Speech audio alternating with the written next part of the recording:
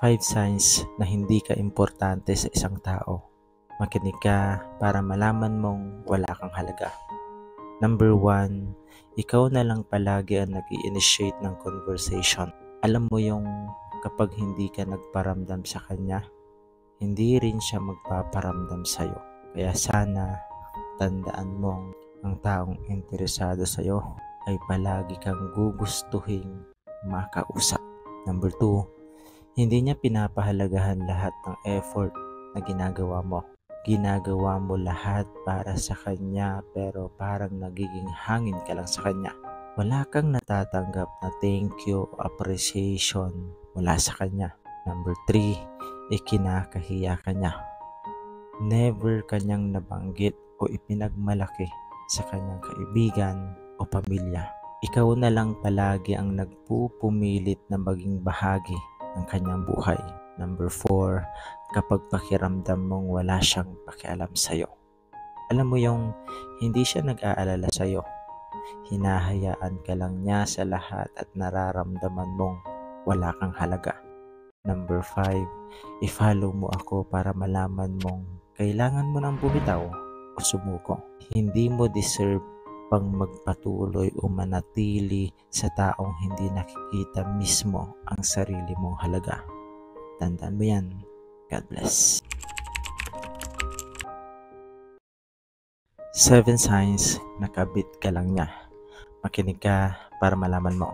Number 1, ipaparamdam niya sa'yong mahal ka niya. Pero low-key lang ang relationship ninyo. Hindi ka pinupost, minamay day, o ipinapakilala sa lahat. Patagong pagmamahalan, kumbaga.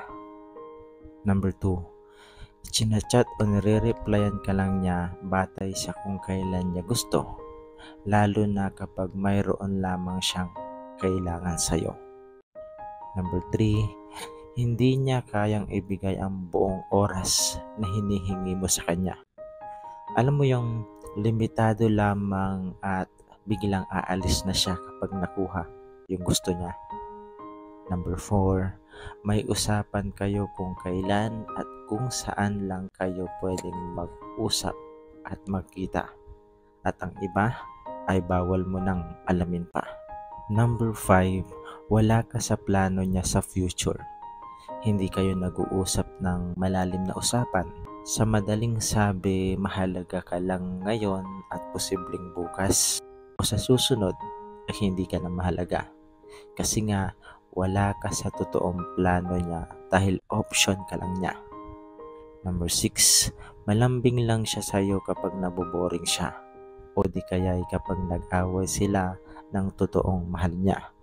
Ikaw ang takbuhan tuwing may tampuhan sa pagitan nila ng kanyang totoong minamahal. Number 7, i-follow mo ako para malaman mong hindi mo deserve ang ganitong uri ng pagmamahal. Deserve mo ang totoo at purong pagmamahal na walang halong pagpapanggap. Tandaan mo yan. God bless. Hindi ka talo kung ikaw ang iniwan.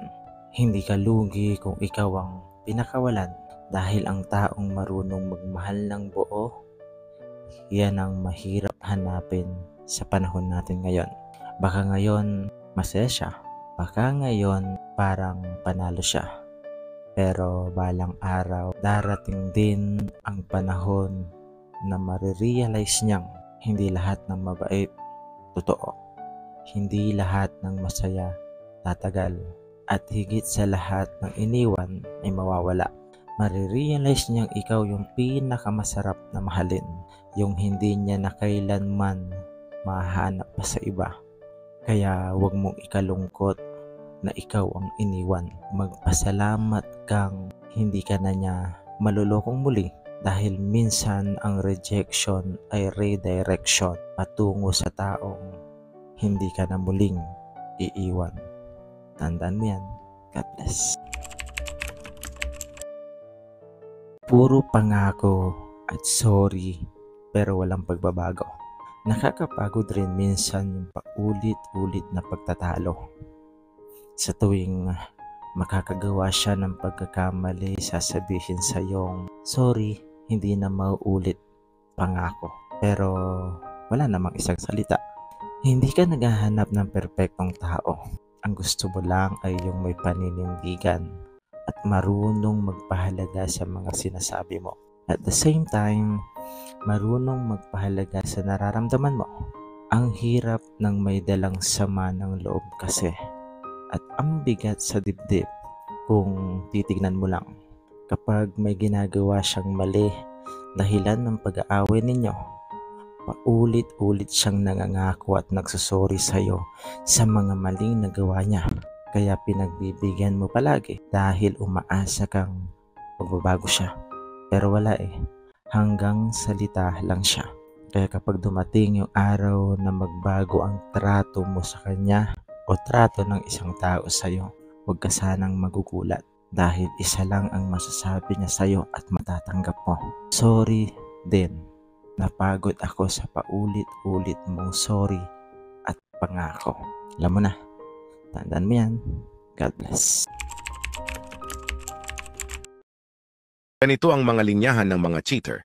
Mukha ba akong magkakagusto sa ganong itsura? Dinelate ko kasi alam kong magseselos at magagalit ka. Wala yung tropa ko lang yon. Bahala ka. Paniwalaan mo ang gusto mong paniwalaan. Pati ba naman privacy ko pinapakialaman mo? Umiiral na naman ang insecurities mo. May asawa yon, wag kang ang trying hard. Yung tipong nahuli mo na, todo deny pa rin yan.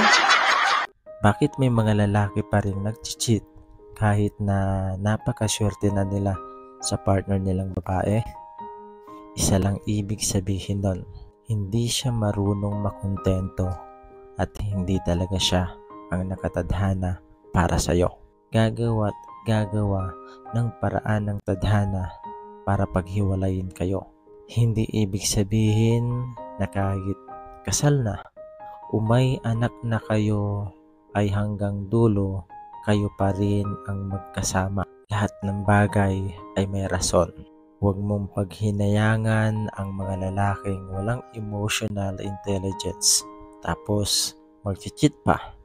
Tandaan mong hindi lang siya ang lalaki sa mundo. You deserve someone better na makikita ang halaga mo at matatanggap ka bilang ikaw. Magiging tapat at hindi ka lolokohin. Yung lalaking hindi ka sasaktan at rerespetuhin ka. Uulitin ko, ang lalaking nagloloko ay hindi talaga para sa'yo. May nakalaan talaga sa'yo na matatawag mong the one. Huminga ka, ngumiti, at magsimula muli kapag nag-cheat yung partner mong lalaki. Walang masamang magsimula ulit. Ang masama, yun na stuck ka na sa pasakit na meron ka.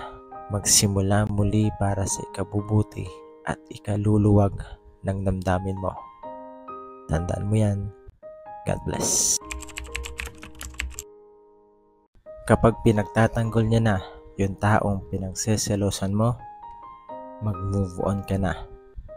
Kasi doon din yung papunta. Magugulat ka na lang isang araw pag nag-break kayo, sila na.